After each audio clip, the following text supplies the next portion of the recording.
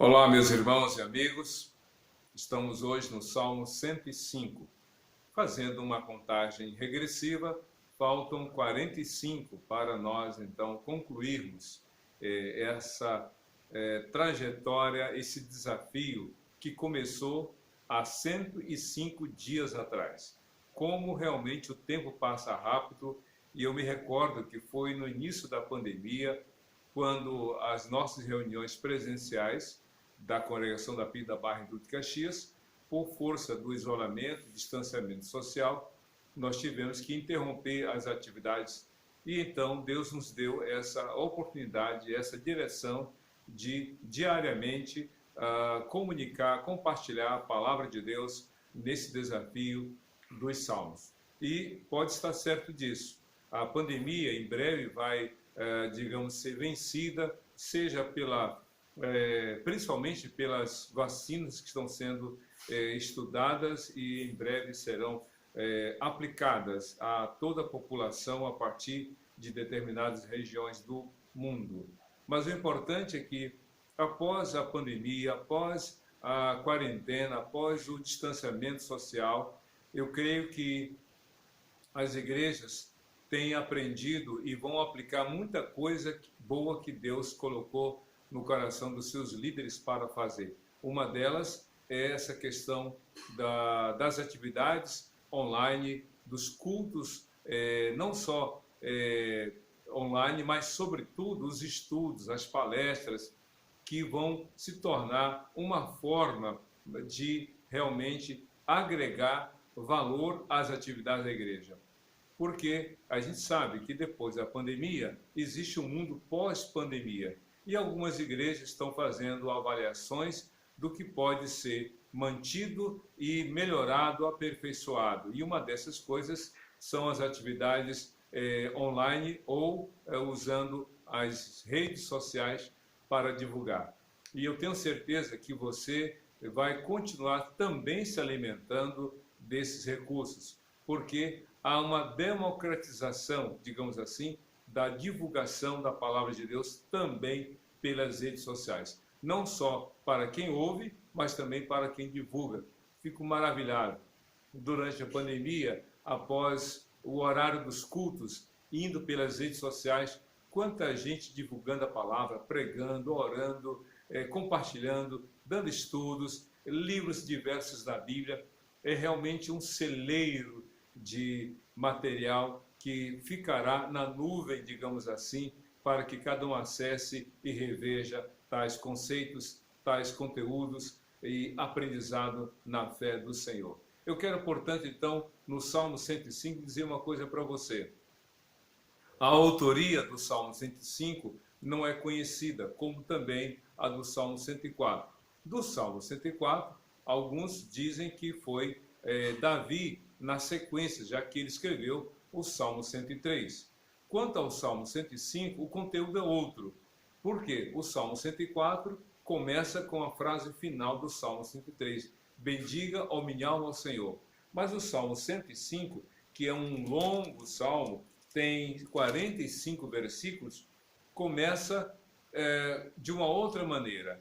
É também uma expressão de louvor e gratidão ao Senhor. Mas antes de fazer a devida exposição, quero dizer para você que este Salmo 105 é um salmo que eu poderia chamar de didático. Por que didático?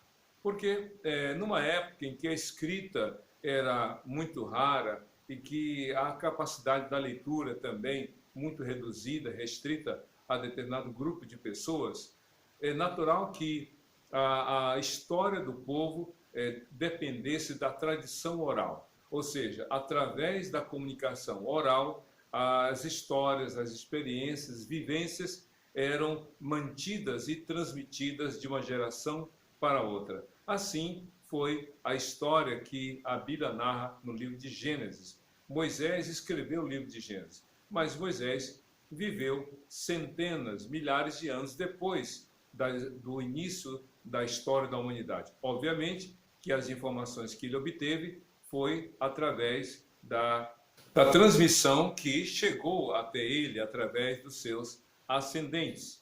Então, isso se manteve. E uma das maneiras mais extraordinárias de manter o conhecimento e a transmissão da história dos hebreus foi através da música.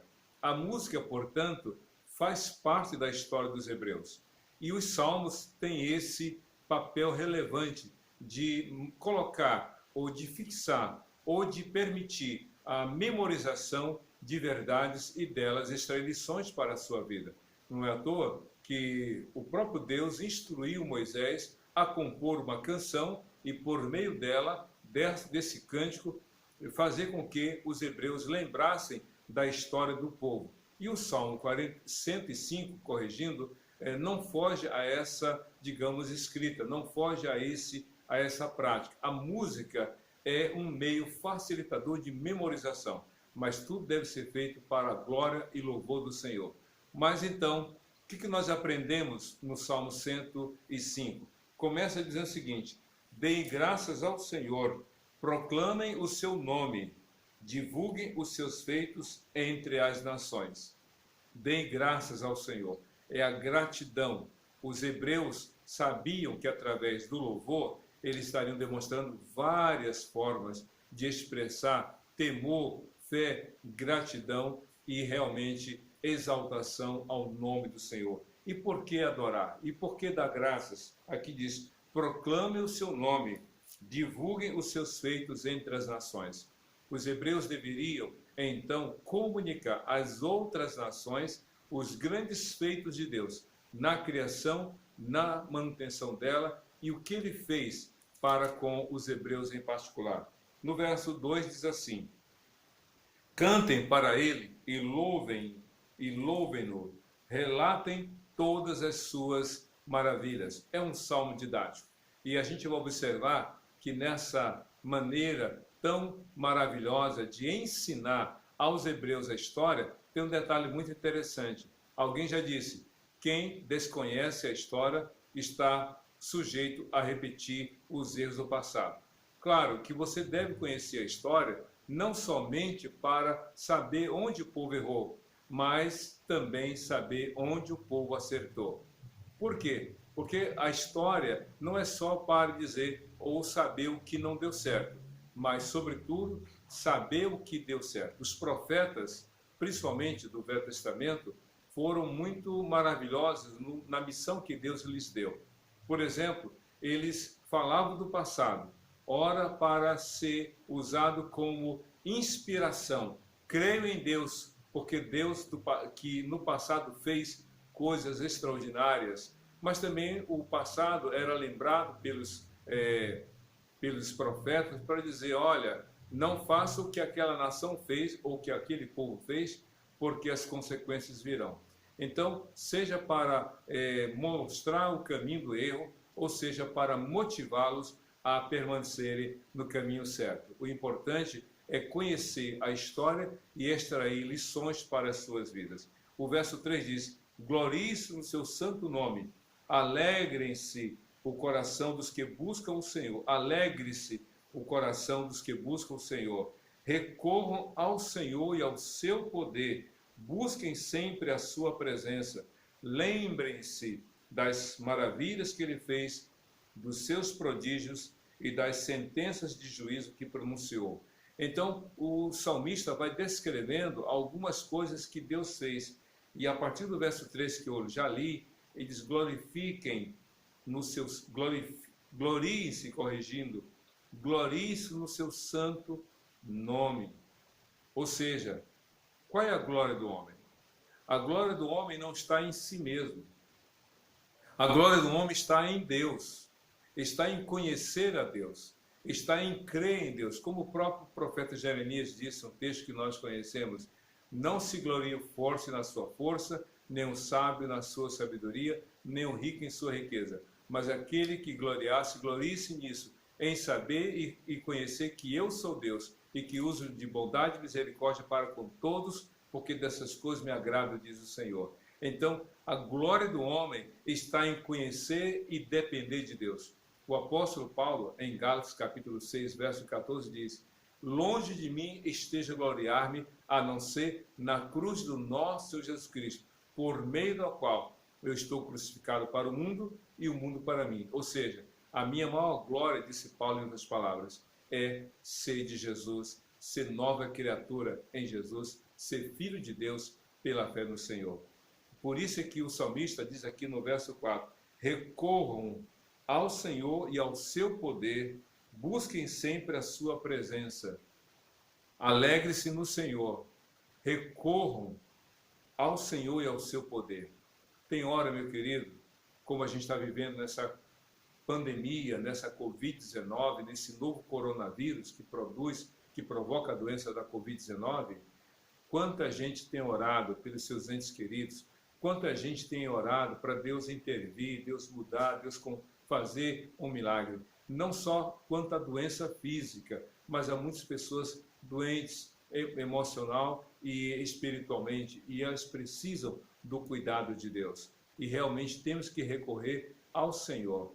Recorram ao Senhor e ao seu poder. Uma palavra que está no dicionário de Deus, posso assim usar essa expressão com todo o temor, essa palavra está no dicionário de Deus só para nos lembrar das nossas impossibilidades e que para Ele tudo é possível.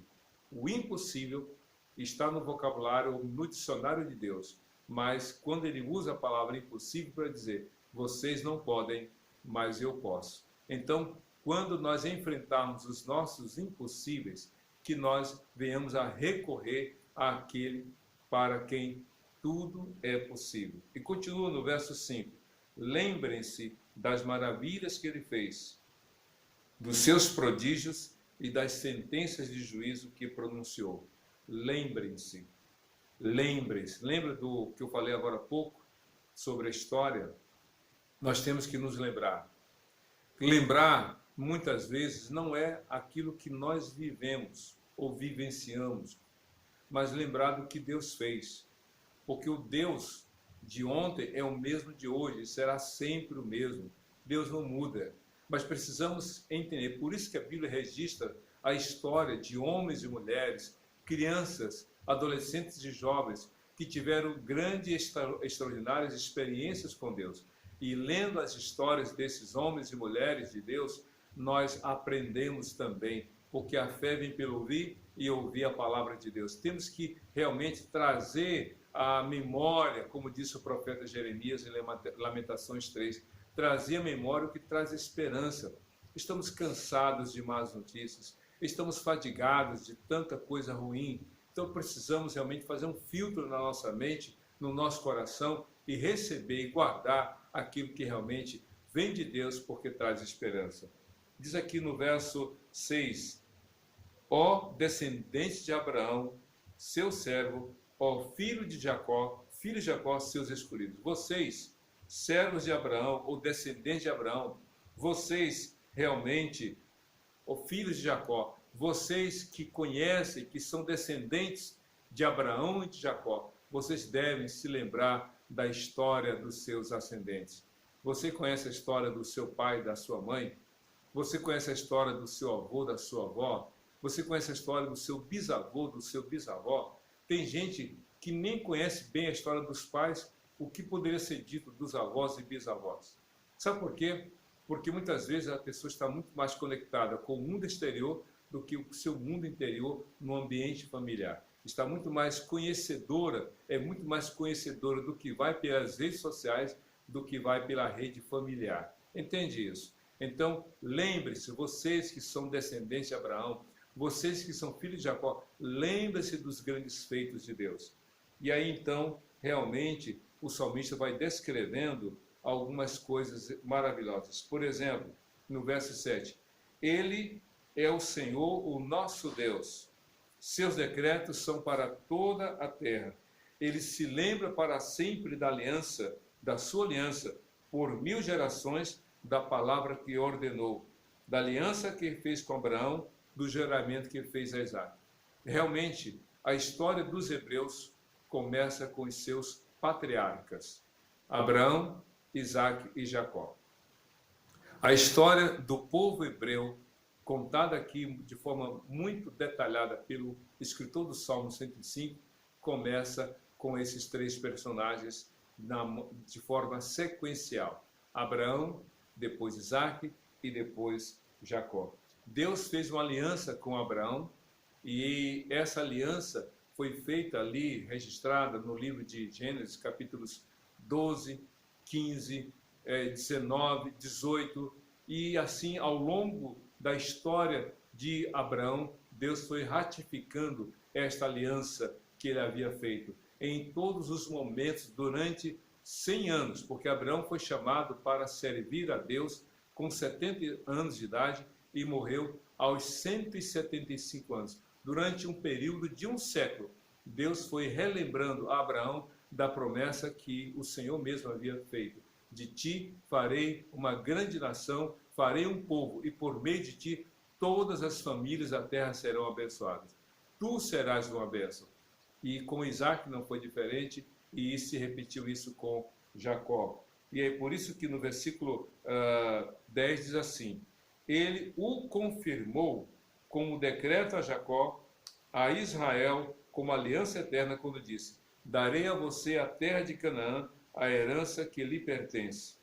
Quando ainda eram poucos, um punhado de peregrinos na terra, e vagueavam de nação em nação, de um reino a outro, ele não permitiu que ninguém o oprimisse, mas a favor deles repreendeu reis e disse: não toquem nos meus ungidos, não maltratem os meus profetas. Ou seja, a aliança que Deus fez com Abraão, Isaac e Jacó foi uma aliança tão maravilhosa que Deus zelou para cumpri-la em todos os momentos. Ainda que durante o período de ainda não se fixar na terra prometida, eles sofreram, peregrinaram por 40 anos no deserto. E a gente vai ver isso lá na frente do Salmo.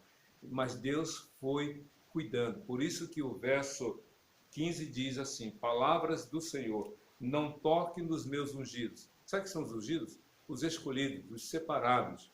Homens e mulheres de Deus que Deus separou para cumprir os seus propósitos. E toda a nação fora uma nação, a nação de Israel, escolhida por Deus. E até hoje, Deus manifesta o zelo pela palavra que ele havia dado, pela aliança que ele havia feito com o povo hebreu, a partir realmente de Abraão, e até hoje, e há de se cumprir toda essa promessa até a segunda vinda de Jesus.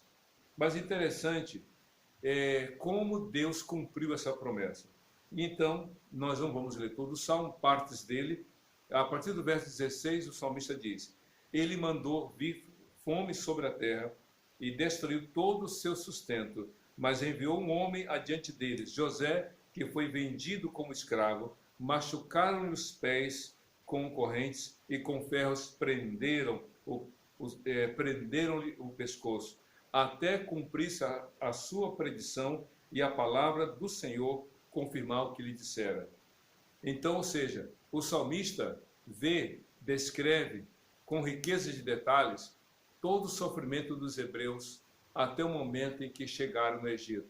Mas antes dos hebreus chegarem no Egito, Deus enviou José antes, de um modo sofrido, de um modo lamentável, foi vendido, foi comprado por Potifar, foi falsamente acusado, foi preso, foi realmente apresentado ao faraó e se colocou, ou melhor, foi colocado como segundo no Egito, dando toda a provisão para que Jacó, seu pai, os seus irmãos e todas as 70 almas que seguiram com Jacó até o Egito, pudessem todos eles receber a provisão e o sustento que Deus mesmo planejou através de José.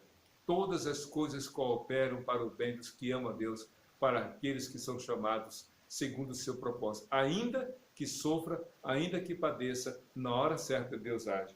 E o salmista então vai descrevendo esse período que o povo hebreu passou no Egito. É interessante aqui no verso 24. Deus fez proliferar o seu povo, tornou-se o mais poderoso do que os seus adversários e mudou o coração deles para que o odiassem, para que odiassem o seu povo, para que tramassem contra os seus servos. Fazendo aqui uma síntese daquele período crítico, porque foram 430 anos de escravidão. Durante quase meio milênio, os hebreus foram escravizados pelos egípcios. Porém, houve um período em que os egípcios se tornaram mais duros contra os hebreus. Mas isso Deus estava atento. Por isso que no momento certo, Deus trouxe realmente a libertação. E o salmista, então, vai sintetizando as 10 pragas que Deus enviou para ali trazer para os egípcios a condenação e as consequências desse período de escravidão que impuseram sobre os hebreus. Porque ele fala no verso 27, diz aqui, no verso 26, então enviou o seu servo Moisés e Arão, a quem tinha escolhido, por meio dos quais realizou os seus sinais miraculosos e as suas maravilhas na terra de Cã. Cã, se você não lembra, foi um dos três filhos de Noé, Sem, Cã e Jafé. E os egípcios são descendentes de Cã. Os egípcios fazem parte desses descendentes realmente de um dos filhos de Noé.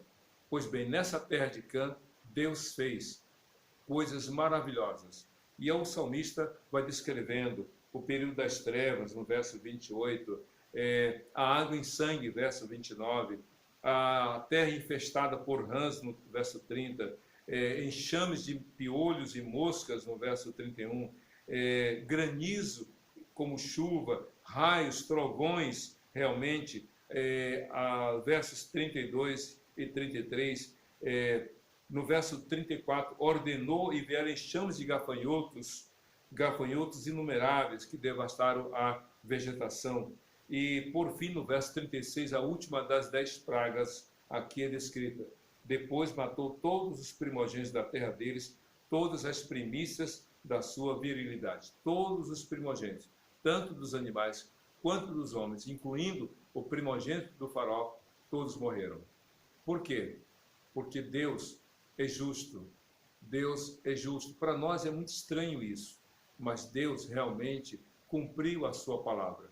Deus salvou e preservou os primogênitos dos hebreus, porque eles comeram o cordeiro pascal, jogaram o sangue do cordeiro nos umbrais das portas, e quando o anjo que trazia morte e destruição sobre os egípcios, ao ter visto o sangue na porta da casa dos hebreus, ali nenhum primogênito dos hebreus morreu. Sabe por quê? Sinalizando que o pecado traz a morte, mas o sangue de Jesus, o Cordeiro de Deus, tira todo o pecado do mundo e salva realmente aquele que nele crê. Foi isso que aconteceu. Por isso que o apóstolo Paulo disse lá na carta aos Coríntios, porque Jesus, o que é a nossa Páscoa, já foi sacrificado. Ou seja, Jesus veio dar a sua vida por mim, por você, por todos nós. É por isso que nós temos que reler a história que a Bíblia apresenta, não apenas para nós termos o conhecimento sobre os fenômenos, sobre os aspectos cronológicos, sobre aquilo que ocorreu com o povo hebreu, mas a gente tem que conhecer e crer que esse mesmo Deus age hoje na vida de quem crê em Jesus, o seu Filho amado. Pois bem, se aproximando do final do Salmo, aqui diz, a partir do verso 37, ele tirou de lá Israel, que saiu cheio de prata e ouro. Não havia em suas tribos quem fraquejasse. Os egípcios alegraram-se quando eles saíram, pois estavam com verdadeiro pavor dos israelitas. Os hebreus não levantaram uma arma. Os hebreus não brigaram, não guerrearam, não tiveram batalhas e guerras contra os egípcios para saírem livres. Deus mesmo proveu. Sabe por quê? Porque Deus é maravilhoso. Você não tem que guerrear contra o seu vizinho, contra um parente que talvez lhe provoque. Você não tem que bater boca com ninguém. Coloque-se diante de Deus. Ore ao Senhor e Ele cuida daqueles que nele confiam. Quando Estevão estava sendo apedrejado, ele disse, Pai, Senhor, não impute a eles esse pecado. Por quê? Porque Estevão estava sendo apedrejado por causa da sua fé.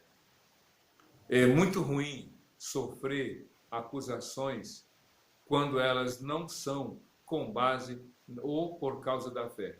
É ruim sofrer acusação por causa de erros e pecados cometidos.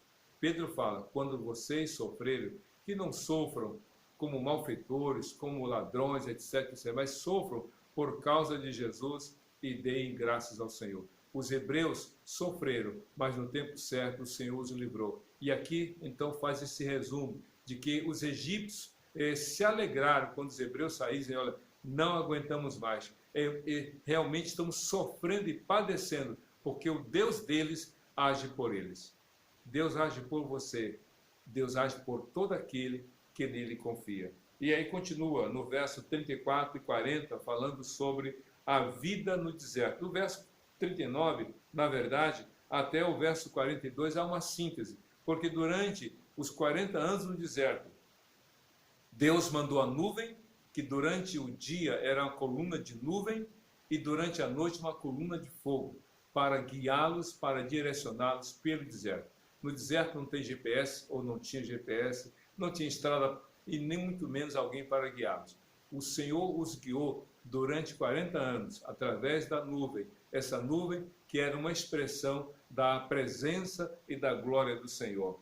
Diz aqui no verso 40, falando sobre a provisão de Deus. Deus mandou codornizes para alimentá-los e mandou o maná, esse maná que durante 40 anos não faltou. Deus prometeu e cumpriu. Durante 40 anos, Deus os alimentou. E mais ainda, não inchou o pé, a roupa não rasgou, as sandálias se mantiveram firmes, não houve doença nenhuma que realmente viesse a dizimar os hebreus pelo deserto. Somente pereceram os que não creram, os que duvidaram, os que murmuraram, os que reclamaram, os que não temeram, não seguiram o líder Moisés, todos eles pereceram pelo deserto.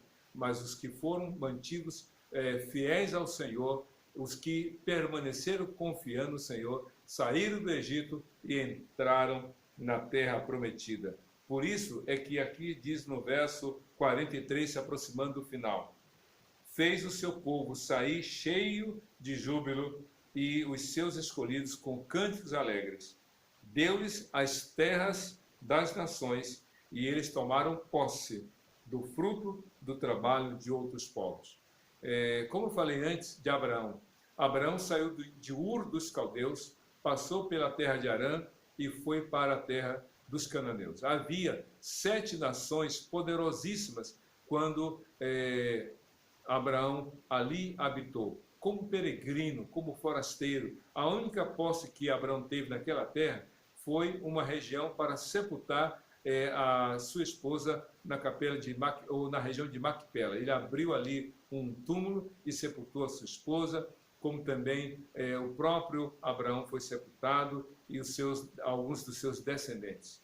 A única posse que ele teve. Mas Deus havia dito, eu darei aos teus descendentes. E milhares de anos, ou melhor, 1000 e poucos anos depois dessa palavra de Deus a Abraão, Moisés guia o povo até o deserto e Josué põe os seus pés na terra prometida e José, que estava no Egito, disse, quando vocês forem de volta para a terra prometida, levem os meus ossos, porque José cria que Deus iria cumprir a sua promessa. De fato, diz a Bíblia que os ossos de José foram tirados quando Moisés saiu do Egito e no devido momento, de forma cerimonial e respeitosa, os restos mortais de José foram sepultados na terra que Deus havia prometido. Deus zela pela sua promessa. É por isso que diz o verso 45, o último versículo, para que obedecessem aos seus decretos e guardassem as suas leis. Aleluia. Eu vou ler o verso 44 e 45 para fechar.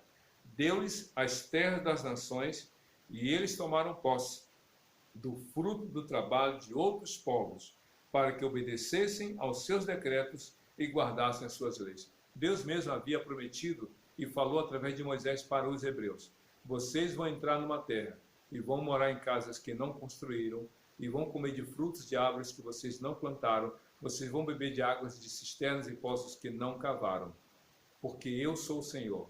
Mas quando isto acontecer, não se exaltem, mas ao contrário, glorifiquem ao Senhor e reconheçam que foi isso que Deus fez. Ou seja, nós temos que ser gratos e realmente estar aprendendo a confiar em Deus. A última palavra do Salmo 105 é: aleluia, louvai ao Senhor. Que você louve e adore ao Senhor por tudo que Ele tem feito em sua vida. Que você olhe para trás e aprenda com a história da sua família, a história do povo de Deus, a história da vida de Jesus, para que você creia nele, porque ele veio para salvar você. E você só será feliz se confiar nele de todo o seu coração.